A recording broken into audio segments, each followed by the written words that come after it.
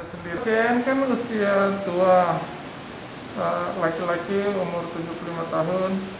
Pertama sekali dirawat di Apalagi Mata itu rujukan dari salah satu rumah sakit swasta di sini dengan keluhan gastrointestinal, dari keluhan saluran cernanya.